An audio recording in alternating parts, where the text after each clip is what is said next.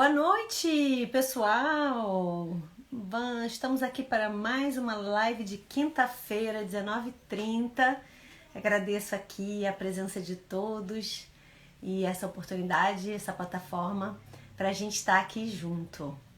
Então vamos dar boa noite aqui para quem está entrando. Cláudia Adriane, olha só, isso aí é um luxo ter o Cláudia Adriane na minha live.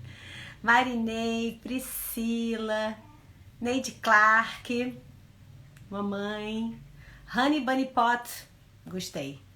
Karina, oi Karina, oi Drica, muito bom gente, muita gente boa aqui nessa live hoje. Filipa, boa noite pessoal. Então o tema hoje é sobre a necessidade de nos sentirmos seguros. Eu tô tão insegura para dar essa live hoje. Eu não tô insegura, eu tô brincando. Quer dizer, num certo nível sim até, né? A gente se expõe, a gente fala um monte de coisa, às vezes a gente não fala coisa com coisa, a gente até fica inseguro. Ou seja, é natural ter um nível de insegurança, né? A gente vai navegando na vida e várias dessas navegações levam a gente a lugares que a gente não conhece. E a gente não sabe qual vai ser o outcome, qual vai ser o resultado da jornada, e a gente se sente inseguro, logicamente. Então eu tô sentada dando uma nova live de um novo assunto, logicamente eu me sinto insegura.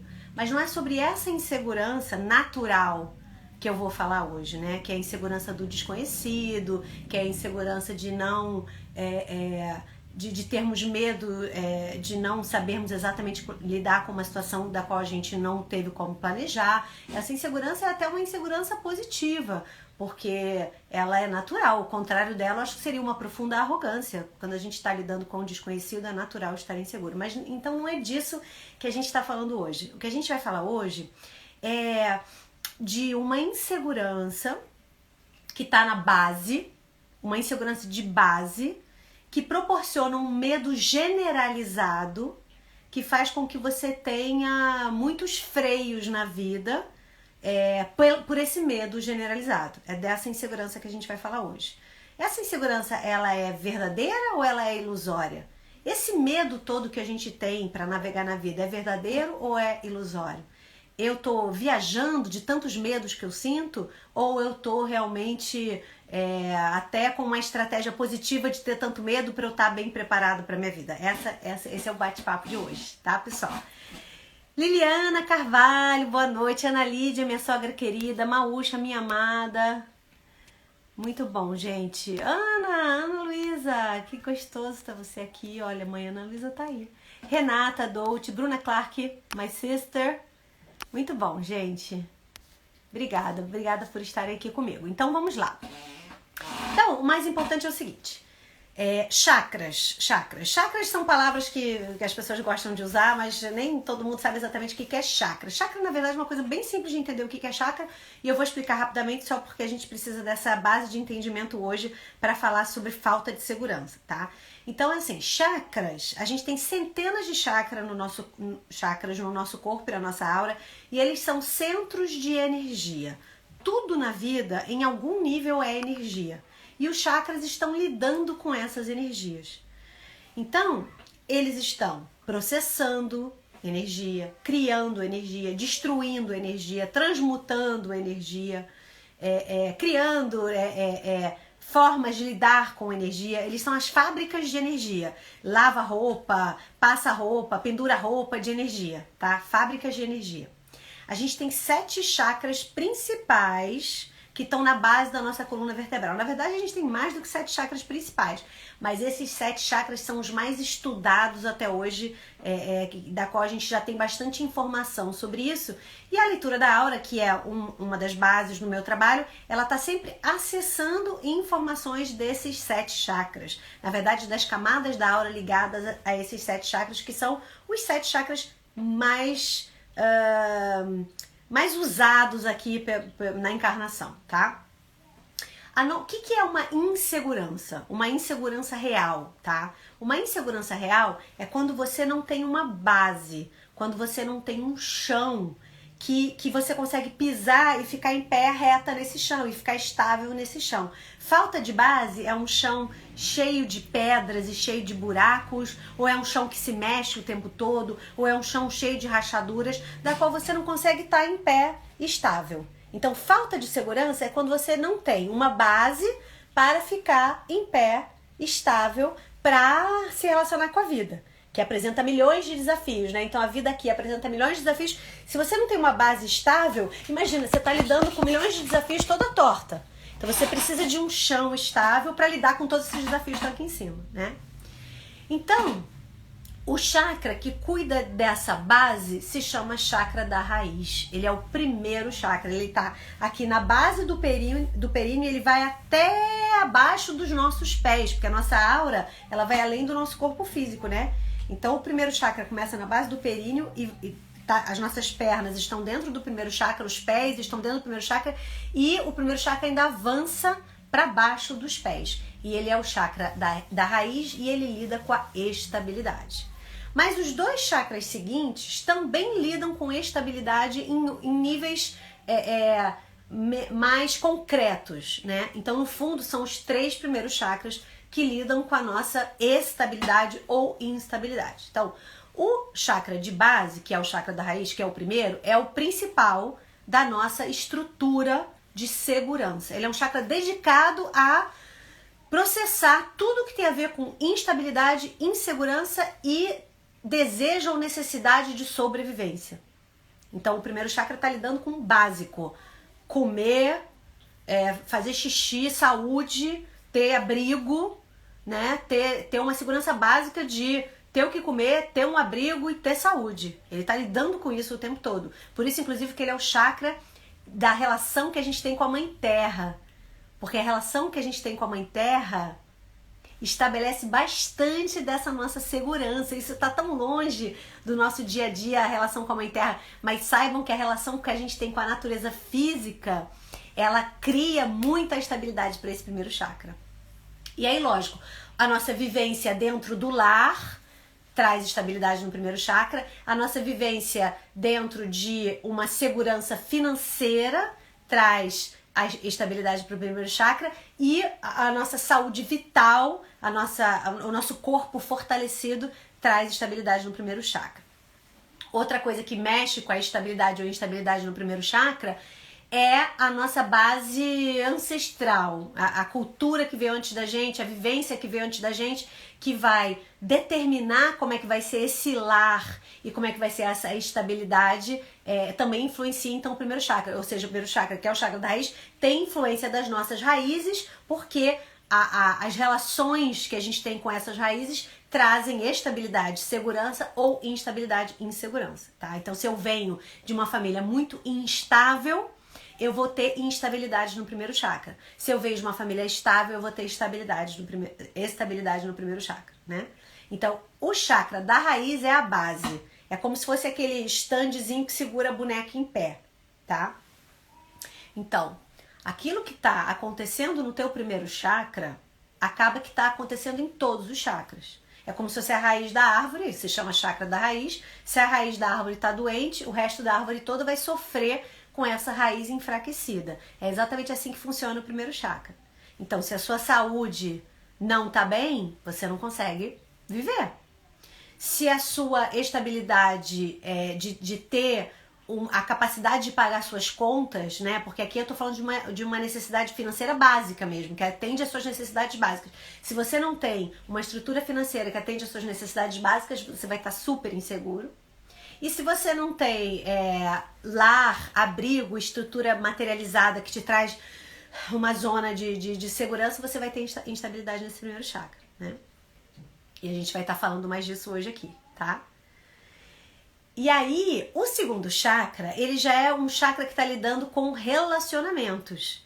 E relacionamentos também é um lugar que a gente busca a estabilidade. A gente busca a estabilidade nos relacionamentos. E quando a gente não tem essa sensação de estabilidade na nossa capacidade de nos relacionar intimamente com as pessoas, porque eu estou falando aqui de relacionamentos íntimos, normalmente afetivos sexuais, né? Se a gente não tem um equilíbrio nisso, ou porque a gente está se relacionando com alguém e a coisa está indo muito mal, ou porque a gente não está se relacionando com ninguém e está sentindo falta disso, a gente tem também aí uma falta de segurança num estado mais emocional, mais afetivo, uma insegurança num estado mais afetivo. Então o segundo chakra, de certa forma, também está lidando com a energia da estabilidade, da segurança, mas num nível mais emocional, até porque ele é um chakra que está processando muito as emoções, tá? Esse é o segundo chakra. Então, o que eu quero dizer com isso é, no primeiro chakra, para você garantir a sensação de segurança, você tem que ter saúde, uma boa relação com a mãe natureza, uma boa relação com o teu ao redor, para você sentir que você tem um lar, e você tem que ter um mínimo de estrutura financeira para viver, né? Para viver feliz, né? Áurea, querida, Andréia, boa noite, Luciene, boa noite aí quem entrou depois. Já no terceiro chakra, aí já o terceiro chakra é o plexo solar, que está aqui na altura do estômago, o segundo chakra está na altura do umbigo, o primeiro chakra eu já falei. O terceiro chakra, ele é o chakra que está lidando com dinheiro e trabalho. Então, muito, né, das nossas necessidades de segurança estão baseadas em relacionamento ou dinheiro e trabalho, né? Então, se você está num trabalho que você tem medo de ser demitido a qualquer momento, você tem aí a sua base está tremendo. Se você está sem dinheiro e não está conseguindo pagar suas contas, a sua base está tremendo. Se você está em dívida, sua base está tremendo. Se você odeia o seu trabalho e não tem outra opção de outro lugar para trabalhar, sua base está estremecida, né? Então a base estremecida nesses primeiros chakras, nesses 3 primeiros chakras, ela causa aí uma grande desestrutura pra gente, né? Porque não tem chão para estar equilibrado, para estar em pé, para viver os desafios que a vida apresenta. Os desafios estão acontecendo aqui em cima e aqui embaixo, porque eu não tenho base para ficar em pé e para me sentir seguro, né? Já os outros chakras, dos 7 que eu mencionei, o coração, o chakra da garganta, o chakra da intuição e o chakra da coroa, já são chakras mais... que são já uma consequência da sua relação com os 3 primeiros chakras de base. O coração, ele é o chakra que... Quer dizer, o plexo solar, ele é o chakra que tem a força, que é o chakra do poder pessoal, a força para a sua energia subir para os chakras de cima, né? Então, quando você está bem resolvido nos 3 primeiros chakras, tem uma força que te leva o amor fazendo a migração para o chakra onde você expressa a sua verdade, onde você tem visão da sua vida e onde você tem conexão com o seu espírito, né? Esses não são os chakras do qual a gente vai falar hoje, tá? Então, o grande propósito dessa live de hoje é, afinal de contas, a necessidade de segurança que a gente está buscando o tempo todo, da qual a gente vê que a gente tem tanto medo, é real ou ela é ilusória? Ela é real ou ela é ilusória? Os nossos medos são reais ou são ilusórios? Que tipo de medo? Vamos dar alguns exemplos do que eu estou falando aqui com relação aos medos. Eu tenho um trabalho da qual eu me dedico pra caramba, da qual eu dou todo o meu talento para esse trabalho, e eu tenho medo de ser mandada embora porque a minha chefe é maluca. Esse meu medo, ele é real ou ilusório? O que vocês acham? Então eu tenho um trabalho, me dedico totalmente a esse trabalho, mas a minha chefe é maluca e eu tenho medo de ser mandada embora. Esse medo é real ou ilusório? As duas coisas. O medo é real e ilusório. Tem camadas reais e camadas ilusórias. Qual é a camada real? A camada real é que a minha chefe é louca e pode ser que ela me mande embora mesmo amanhã. E claro que isso é uma coisa que eu tenho que me preocupar, claro que isso é uma coisa que eu tenho que olhar e tenho que navegar dentro disso, conversar com ela, conversar com o RH, procurar outro trabalho enquanto eu ainda tenho a segurança de estar ali, porque de fato eu vejo que a minha chefe é desequilibrada emocionalmente, ela pode mandar embora. É real. Por outro lado, também é ilusório, no sentido de que eu sou uma boa profissional, trabalho 24 horas por dia, dou meu couro para essa empresa e me garanto. E me garanto que se não for nesse trabalho vai ser outro. Se essa minha chefe um dia me mandar embora, é ela que tá mandando mal. E aí o medo de tudo que pode acontecer se eu for mandada embora é ilusório, porque eu não estou conectada com a minha força, com a realidade do sangue que eu dou por aquela empresa, da dedicação que eu dou para aquela empresa e da quantidade de talento que eu carrego, né? Então, esse medo, ele é real porque eu tenho um problema real nas minhas mãos. mas esse medo também é ilusório, porque eu estou desconectada da realidade da qual eu carrego dentro, que é de me empenhar e dar tudo de mim e saber que é uma vantagem para a empresa me ter lá dentro, né? Então essa navegação do que é real e do que é ilusório, ela é mais complexa do que parece e ela tem camadas diferentes, camadas opostas, da qual a gente o tempo todo tem que olhar para observar. Porque a gente carrega muitos medos que são desnecessários, mas a gente carrega outros medos que são necessários. E aí a gente normalmente não está distinguindo isso, porque a gente não está tendo acesso a isso ainda. Porque a gente tem uma coisa chamada medo do medo. Eu tenho medo de olhar para o meu medo, porque eu tenho medo que o meu medo tome conta de mim. Então esse medo que eu tenho de olhar para o meu medo faz com que eu não olhe para o meu medo. E eu vou levando a vida, porque eu tenho que ter coragem. Não, esse medo é uma besteira, eu não posso dar atenção para esse medo. Se eu der atenção para esse medo, ele vai crescer dentro de mim. É assim que funciona? Não. Não é assim que funciona. Quando você dá uma atenção a algo, ela não cresce. Ela já é grande. Ela já é grande, só porque ela não está no campo da sua consciência, não quer dizer que aquilo ali não é enorme. Quando você traz para a consciência, aquilo não cresce, não. A chance é que aquilo vai ficar igual ou que aquilo vai diminuir, não que aquilo vai crescer. A percepção pode ser que aquilo cresceu, porque antes estava no seu inconsciente, agora você está percebendo. Mas aquilo já existia ali e já causava muito efeito. Seus medos já causam muito efeito. Aí, presta atenção agora aqui. Então, a dúvida foi, não, peraí, se eu fico então pensando no meu medo e falando no meu medo, ele não vai aumentar? Se você fica ali perdendo tempo só falando no seu medo e pensando no seu medo, pode ser até que ele aumente mesmo, porque você está ali alimentando uma neurose. Eu estou falando aqui de você encarar o medo, estudar o medo para entender o medo. Isso não aumenta o medo. Isso vai ou manter o medo como tá, porque não deu para fazer o trabalho ainda, ou vai diminuir o medo. Quando você tem uma questão que está inconsciente, isso praticamente eu tenho que falar todos os dias. Quando você tem uma questão que está inconsciente, ela tá cheia de energia do inconsciente que virou maestro da sua vida sem que você saiba. O inconsciente tem muita energia e essa energia é a maestra da sua vida.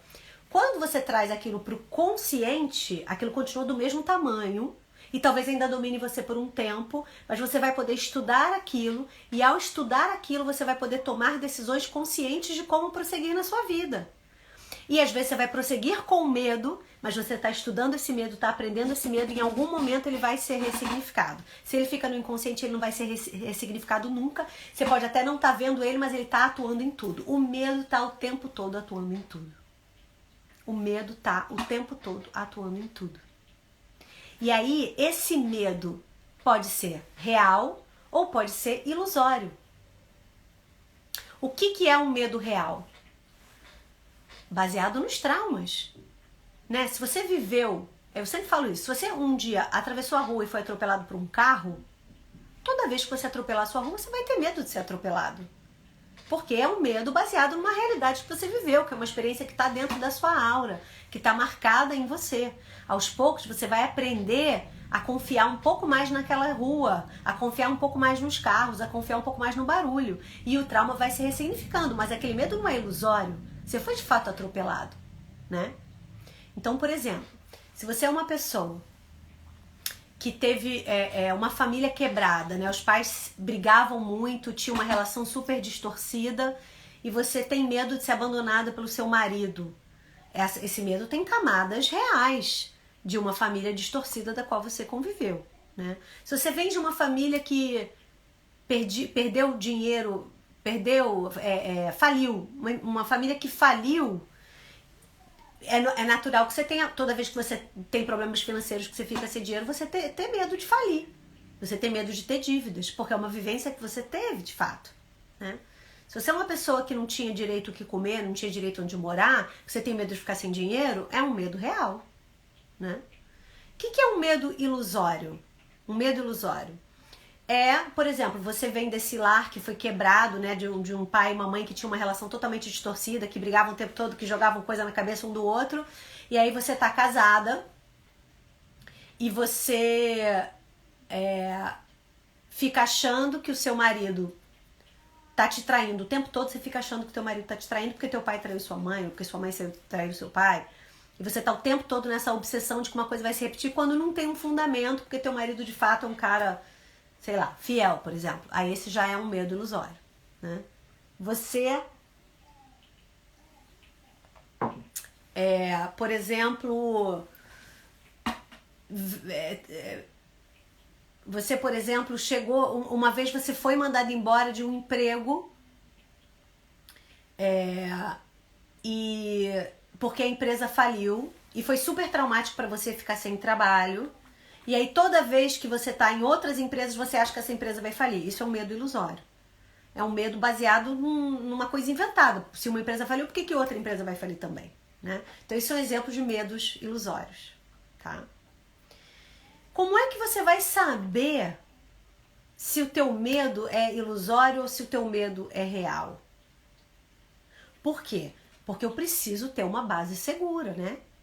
Eu preciso ter uma base segura. Isso a gente já entendeu. Se eu não tiver um chão estável para caminhar na vida de maneira estável, como que eu vou lidar com tantos problemas que vêm a seguir? Como que eu vou lidar com meus problemas de relacionamento? Como que eu vou lidar com meus problemas no trabalho, meus problemas financeiros? Como que eu vou lidar com a minha incapacidade, sei lá, de falar em público, a minha incapacidade de tomar decisões se eu não tenho um chão estável? Então, eu preciso saber se o meu chão está estável ou instável. Como é que eu sei se o meu medo é uma ilusão ou se o meu medo é verdadeiro? Bom, primeiro eu tenho que olhar para o medo, né? Porque eu não tô nem olhando para isso. Eu não tenho coragem, eu tenho medo do medo, não é verdade? Então, para eu saber se esse medo é ilusório ou se esse medo é real, primeiro eu tenho que convidar o medo para tomar um cafezinho, né? E aí, vocês concordam comigo que se eu convido o medo para tomar um cafezinho, já significa que ele é real? A não ser que eu vou tomar cafezinho com fantasma, né? Se eu tô e talvez o medo seja um fantasma, mas naquele momento aquele fantasma é real para mim. Então, a primeira coisa é, nesse momento, esse medo é real. Nesse momento, essa insegurança é real. Mas enquanto você não tomar cafezinho com ela, você nunca vai conseguir processar ela dentro de você para ressignificar se aquilo de fato é algo do qual você tem que estar preocupado e se planejar para lidar.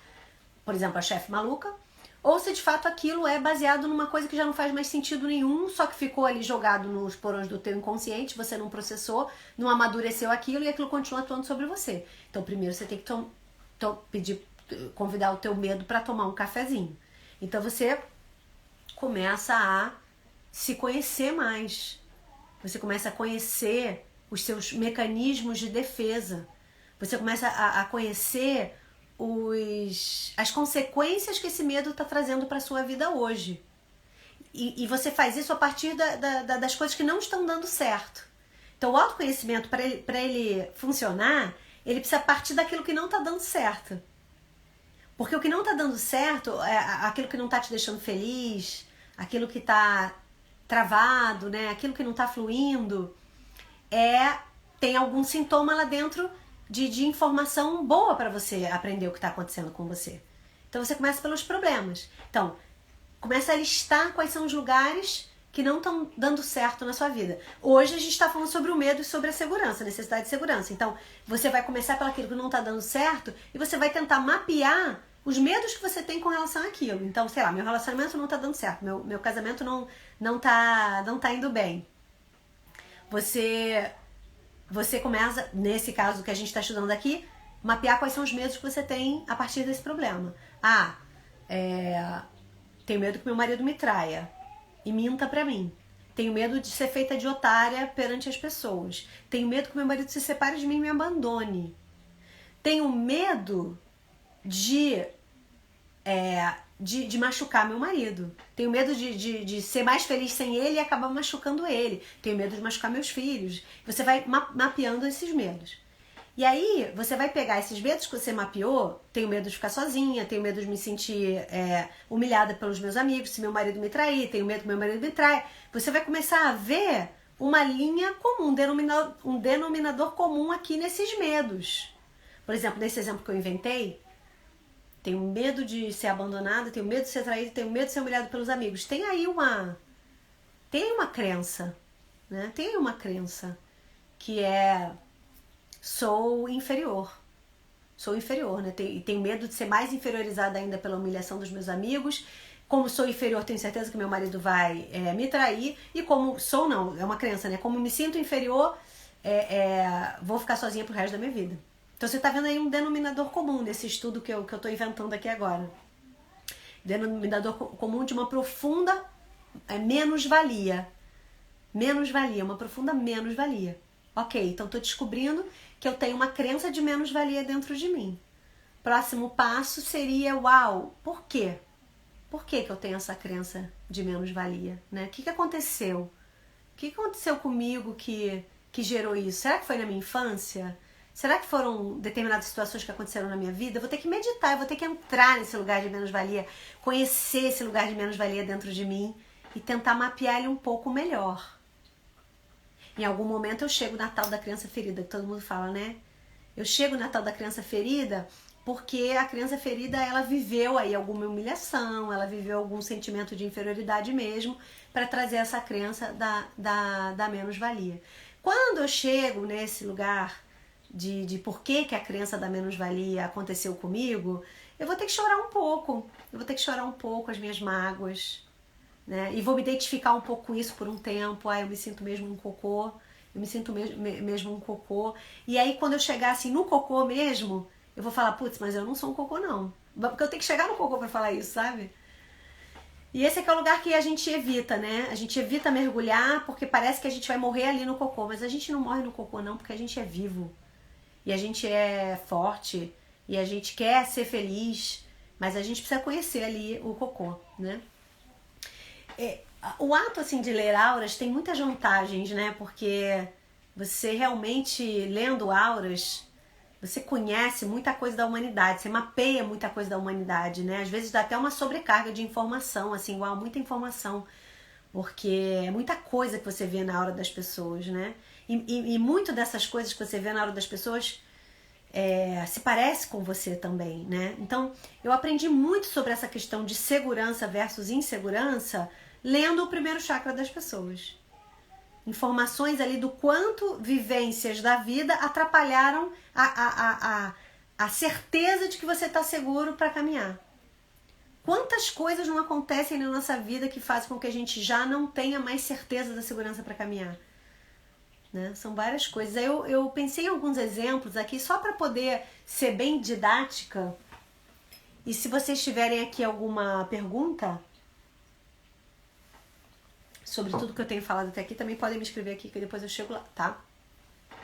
Mas olha que interessante, gente. São leituras que eu fiz há pouco tempo, né? Porque a gente normalmente não lembra das leituras, né? Então eu não tenho acesso às leituras que eu faço, né? Muita coisa, né? Mas as leituras que eu fiz há pouco tempo, olha que interessante. Uma mulher. E a imagem lida no primeiro chakra foi muito simples. Antes do primeiro chakra, tinha vindo já alguma informação sobre ela não estar vivendo a essência dela. Sobre ela estava aprisionada em questões, acho que de trabalho. Ela não estava feliz, mas ela não estava conseguindo fazer mudança nenhuma. E aí tinha ali um chamado para algumas mudanças, né? Mas quando eu cheguei no primeiro chakra, porque antes do primeiro chakra tem umas outras coisas que a gente lê. Mas quando eu cheguei no primeiro chakra, a imagem era a seguinte. Ela tinha um rio, um rio e em cima desse rio tinham pedras, que nessas pedras que a gente coloca em caminho. E ela andava descalça em cima das pedras para não molhar o pé, porque ela não podia molhar o pé. Molhar o pé era errado. Mas ela tá andando em cima daquelas pedras, tá quente, ela tá com calor, ela tem uma vontade danada de botar o pé naquela água.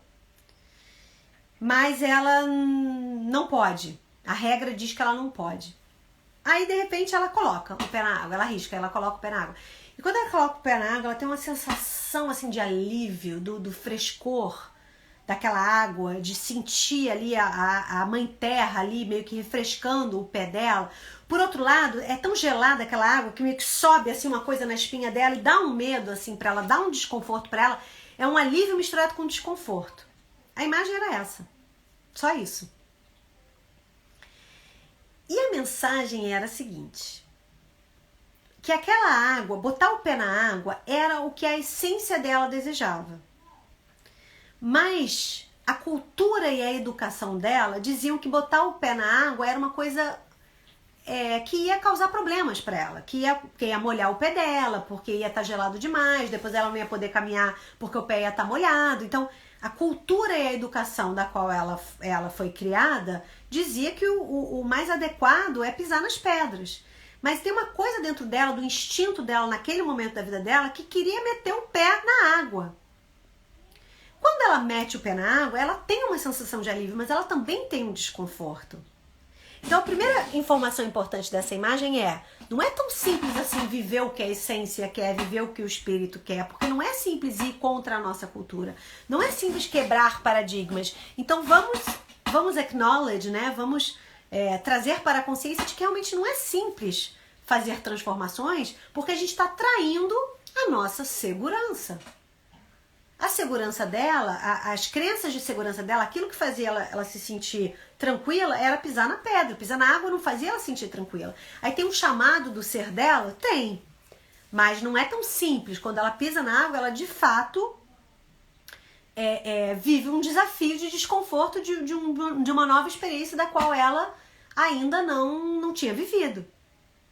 Então, o que é importante dessa imagem para a gente devagar aqui, para a gente entender melhor a profundidade da questão do autoconhecimento? Ela vai botar o pé na água? Talvez sim, talvez não. Se ela não botar o pé na água, ou seja, se ela não for quebrar o paradigma e experimentar uma coisa nova, ela vai viver ali pro resto da vida na frieza da pedra. Mas se ela põe o pé na água, ela também vai viver desafios, porque ela vai estar insegura, porque é novo. Então ela vai viver ali o frio na espinha, ela vai viver o pé na água molhado, né, que traz um desconforto ali depois para botar um sapato, sei lá. Ela vai viver também um desafio. Então, não é só achar que existe um caminho que tudo vai estar resolvido.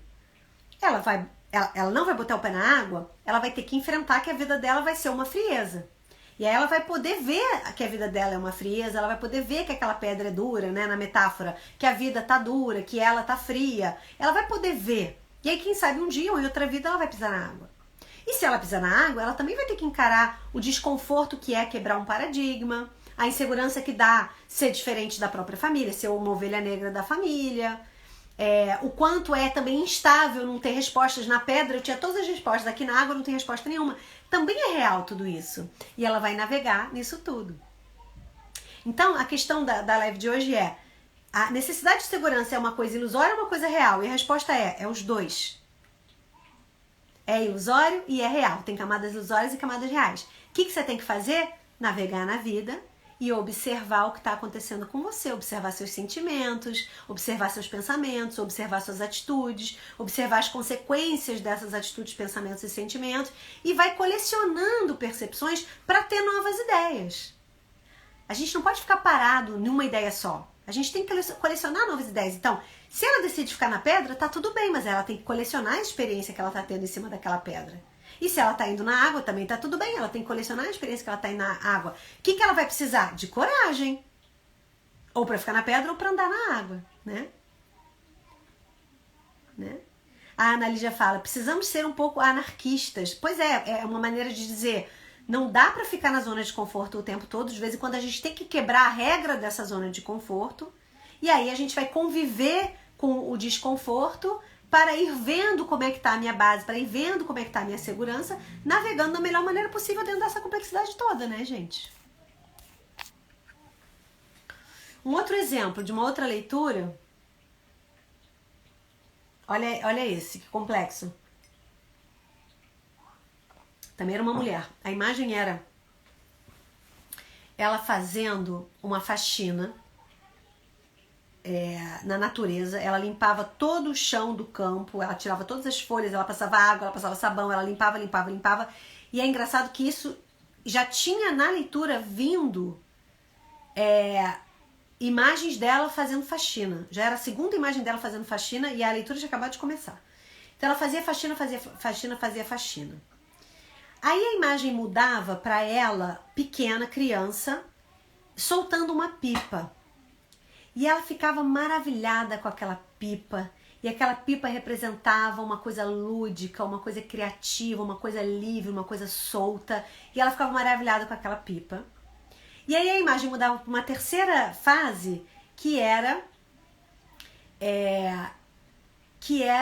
ela já adulta, recém-limpado, feito a faxina no chão, ela olhava para a pipa, ela tinha um certo desejo pela pipa, mas ela achava que aquele desejo que ela tinha pela pipa era idiota, que ela era burra por querer aquela pipa, porque aquela pipa era infantil, não levava ninguém a lugar nenhum, ao contrário de fazer a faxina, e ela era uma idiota de querer aquela pipa. Essa era a imagem.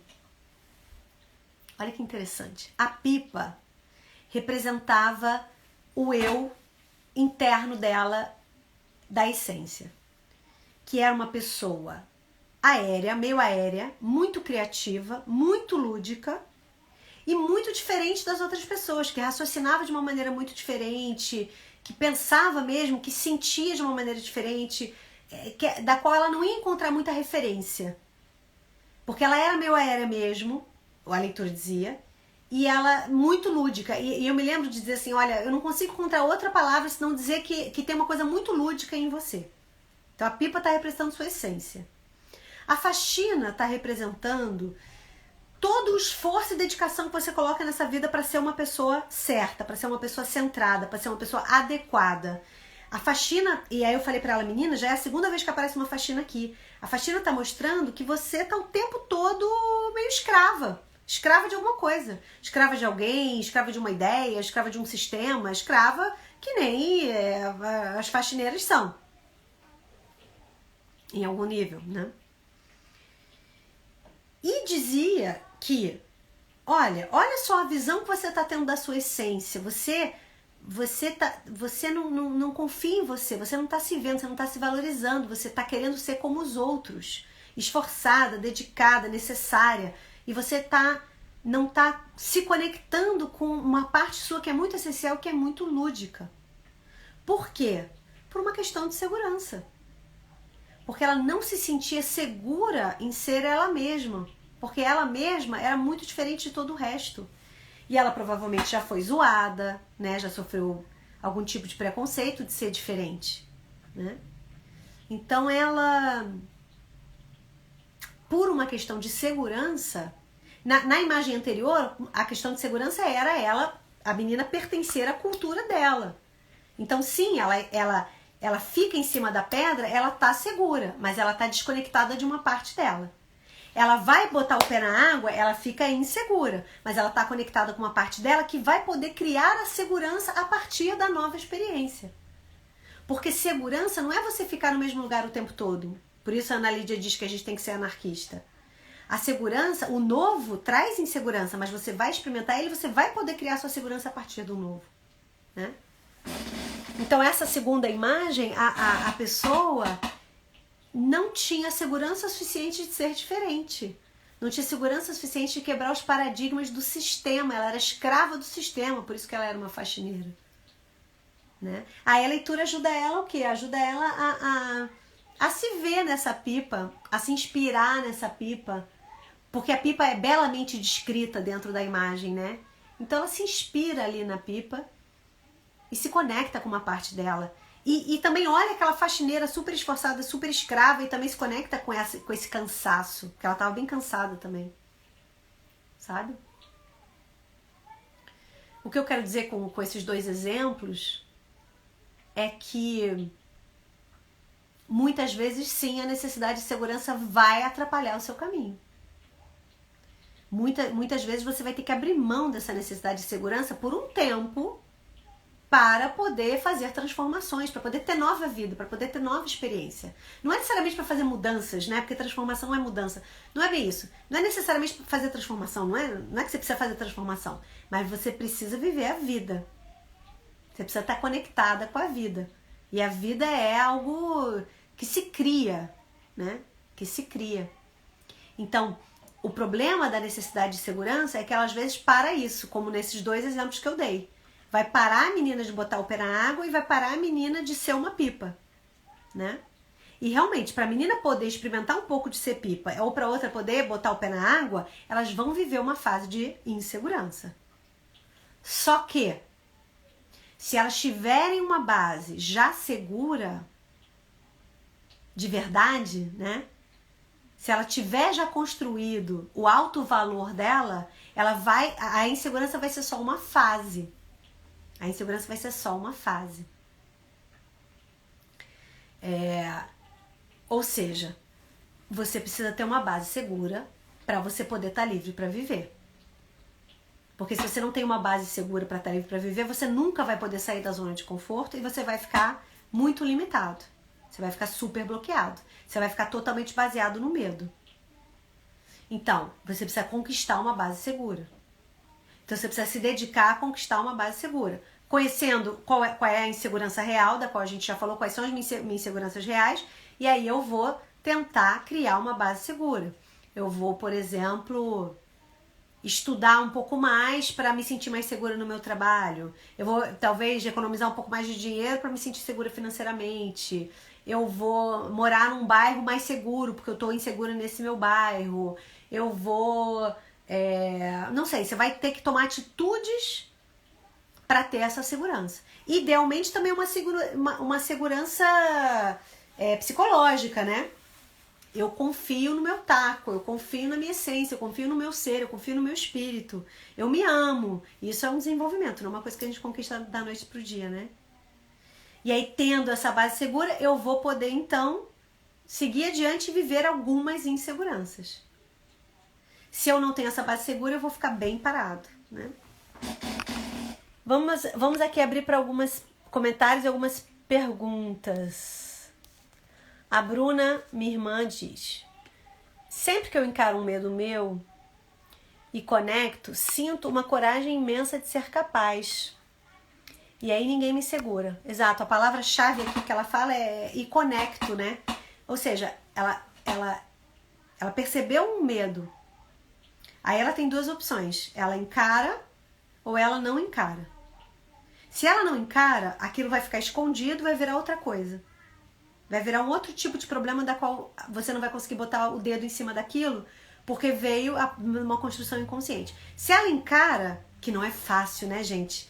Aí tem aquela live da ansiedade que eu dei, lembra? Que é o túnel escuro, que você entra naquele túnel escuro morrendo de medo, mas você atravessa o teu sentimento, né? Encarar o medo é ficar ali fritando no medo, né?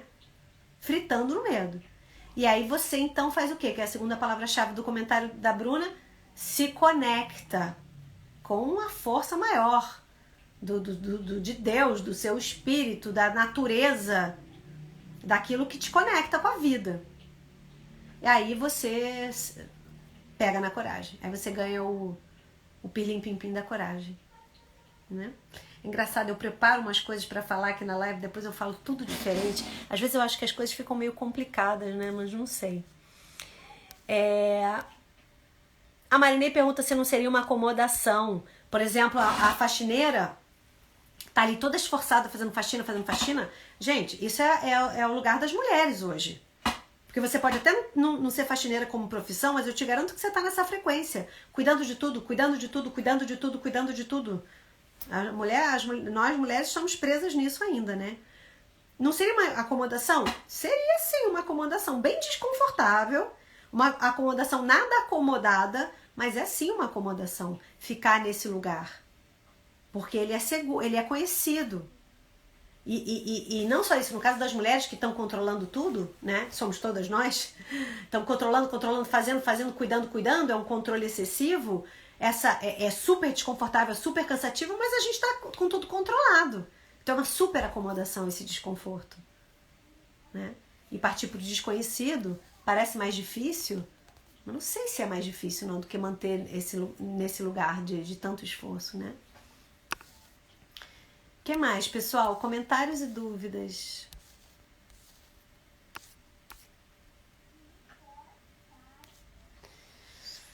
E quando você já vê a dinâmica há tempos do medo que te impede de pular, mas não consegue pular?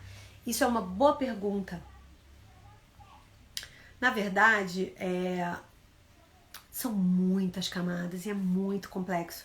Quando você ainda está preso no mecanismo, na verdade ainda tem muito mais desse mecanismo para você conhecer, muito mais. Você talvez tenha conseguido pegar bem o título da redação e talvez você até tenha conseguido pegar a sinopse, mas você não pegou a redação ainda não. E aí nisso eu recomendo análise mesmo. Porque a psicanálise, gente, ela já tá em outro lugar, né? Pelo menos assim, a que eu conheço. Já tá num lugar muito mais avançado, de dialética, de conversa interna, né? De trazer o inconsciente à tona e fazer o consciente dialogar com o inconsciente. A psicanálise aqui já precisa mais de mais análise, de mais conversa do inconsciente. Você chegou em camadas bem difíceis de chegar, mas você não decifrou tudo ainda não. Porque quando você chega no ponto nefrálgico, sei lá como é que fala, gente, do nervo, solta o complexo, né? E é difícil chegar nisso. É difícil chegar nisso. Aí a transformação acontece sozinha. Mas até isso acontecer, você vai ter que conversar muito com essas camadas todas aqui. Não é só descobrir uma coisa. Tem que conversar com essa coisa todo dia. Ver como é que aquilo está acontecendo na sua vida, o que você sentiu, o que você pensou, o que o outro reagiu, como foi, como é que você queria ter reagido. E da próxima vez você vai olhar de novo. Isso é análise, né? Isso é terapia, né? Vitor, boa noite. A Ana Luísa pergunta: como partir para o desconhecido? Descobrir o que é esse desconhecido. Não tem uma resposta, né, preto no branco do que é desconhecido, né? Não tem. Eu nem sei nem o que eu quero, não sei nem o que eu tenho que estar experimentando agora. Esse é o comum mesmo. Eu não sei o que é o desconhecido para eu experimentar. Então, como que eu descubro isso? Você olhando para você sempre.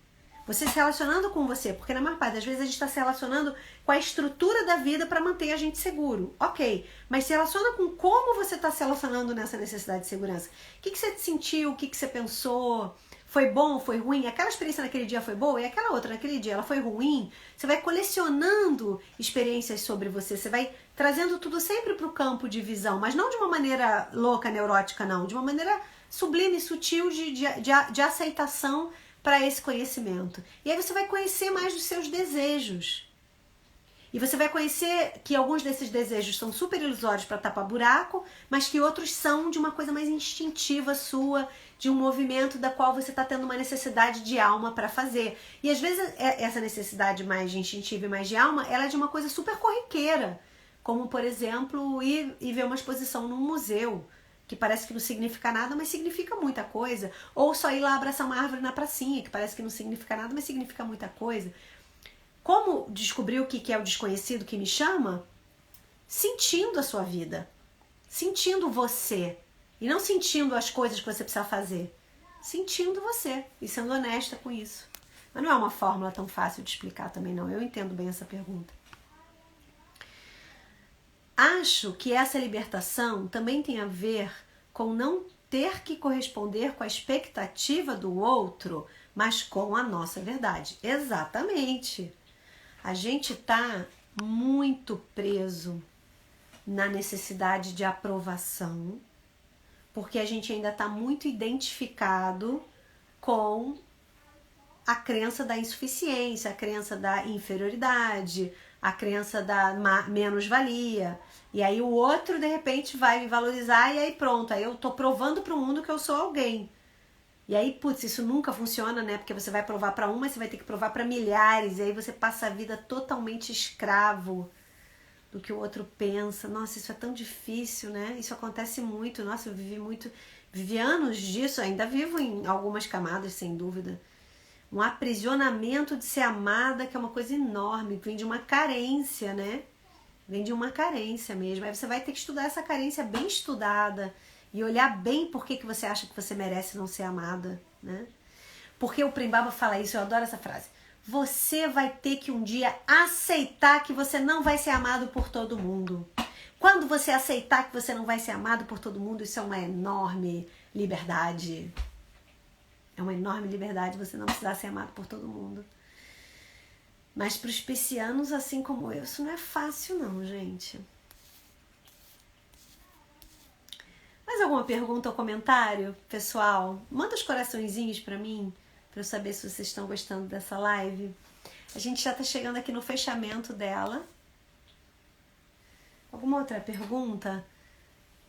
sobre necessidade de segurança. Eu espero que tenha ficado claro, porque eu, como falei, desenvolvo aqui o que eu vou falar e depois é uma confusão danada. Mas, para resumir, é importante você se sentir seguro nessa vida, que significa você ter uma base segura. Você ter saúde, você estar em conexão com o seu corpo, você estar em conexão com a natureza, você ter uma saúde financeira, que não significa precisar ser milionário, não. Significa você ter tudo que você precisa, significa você estar seguro. Você ter uma vida saudável em termos de relacionamento, essa é a base. Depois disso, você já está pronto para dar umas arriscadas. E essas arriscadas não precisam ser coisas super perigosas, gente. Essas arriscadas é só ir experimentar o novo. E aí, puxa, mas qual novo que eu vou experimentar? Ouve seu coração, né? Ouve sua alma, ouve seu instinto. E vai aos poucos experimentando e vai vendo. Vai tendo a honestidade também de assumir as coisas que não estão bem. Né? A coragem de assumir as coisas que não estão bem. Né? Então eu espero que realmente vocês estejam gostando. Oi, Carol, é você. Ocupa a mãe. Tá bom. Então, pessoal, se vocês tiverem gostado, depois vão lá na live que eu vou publicar no Instagram e dá um comentário, assim, que é sempre bom, é sempre importante. E também dá o like, também salva, manda pras pessoas. Semana que vem tô aqui de novo, quinta-feira. Também se vocês tiverem alguma sugestão de assunto, né? Eu normalmente trago os assuntos que estão borbulhando na minha vida, assim, né?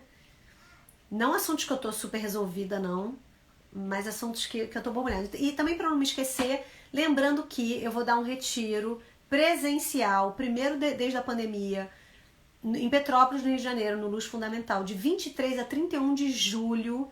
É um retiro de leitura da aura, onde sim, você vai aprender a ler auras, acredite ou não. E eu sei que você acha que você não consegue, tá? Mas você vai aprender a ler aura, mas esse retiro, ele é completo. É uma jornada de autoconhecimento muito profunda, porque quando você tá trabalhando no campo da energia, no campo da aura, a coisa vai muito profunda. O aura é um disco voador que decola e você tá dentro dele, indo para outro planeta dentro de você, um outro planeta dentro de você. E é um retiro presencial, gente, na natureza, da qual, assim, eu vou estar dando o melhor de mim e eu acho que vai ser uma experiência que vale muito a pena e que é muito importante, tá? Então, para você ter informações sobre isso, você vai lá na minha foto de perfil e tem lá o meu link embaixo da foto de perfil e você clica ali. O curso tá com desconto até 15 de junho, tá, gente? E eu acho que vai valer a pena. A Eneida diz, aliás, eu quero refazer o curso de leitura de aura. Claro, é a sua cara, né? Então você precisa vir mesmo, porque vai ser muito bom ter você lá, tia. Depois a gente pode falar sobre isso. E a Ana Lídia gostaria, minha sogra Ana Lídia fez o Aura 1 e parou de fumar, gente. Ela fumava, sei lá, 40 anos, não sei quantos anos minha sogra parava de fumar, e ela parou de fumar dentro desse retiro. Não é brincadeira não, tá? E minha irmã falando que eu sou muito corajosa. E a minha tia falando, fazer o que gosta, tomar um sorvete. Exatamente, gente, uma banana split no meu caso. A Enida falando que foi o melhor curso que ela fez na vida. E, gente, eu tenho que dizer que eu concordo. O retiro de leitura de aura é o melhor curso mesmo que eu já fiz na minha vida também. Quando eu era aluna, né, eu fiz ele 8 vezes. Minha professora era a Angelina. Fiz ele 8 vezes. Aprendi a ensinar com ela, né, acompanhando os cursos dela. E eu tava lá no curso da minha tia, muito bem, me lembro perfeitamente bem, na Oca de Piracanga. É maravilhoso mesmo esse curso, tá, gente? Recomendem, quem fez, recomenda. Então, meus amores, muito obrigada por estarem aqui comigo mais uma vez, que companhia gostosa. Eu vou agora botar o pé na água e sentir o geladinho e ver aonde é que eu vou dar, tá bom? Até a próxima, um beijo grande.